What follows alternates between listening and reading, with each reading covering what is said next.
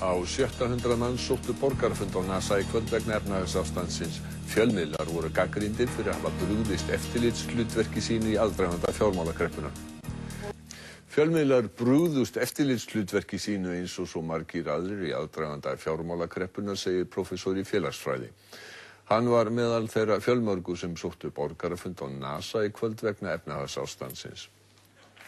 Á 700 manns var á 3. borgarafundinum á NASA í kvöld sem haldinn vegna efnahagsástandsins. Hver ábyrgð fjölmiðla og hafa þeir sinnt eftirlitshlutverki sínu nægjanlega? Þetta eru meðal spurninga sem voru bornar upp hér í kvöld. Mikil gagnrýni kom fram á stjórnvöld og á fjölmiðla hjá frummælendum á fundinum sem sögðu að fjölmiðlar hefðu á margan hátt brugðist eftirlitshlutverki sínu. Við höfum langt árabil búið við samfélag ótta og þöggunar, en í slíku samfélagi þrýst ekki virkt lýðræði og þar hafa stjórnarhættir ekkert með pólitískt siðgæði að gera.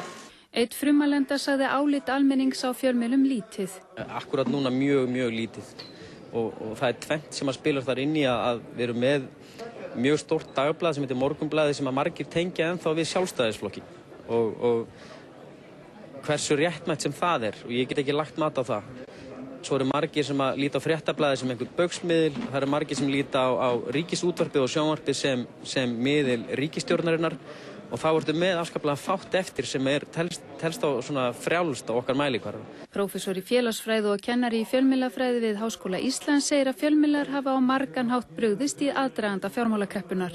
Það er augljós mál að það var mjög margir brugðist. Fjölmiðlarnir hafa sannarlega brugðist. Að nokkru leyti eins og hér hefur komið fram, þá stafar það á skorti á sérfræði þekkingu innan fjölmiðlana.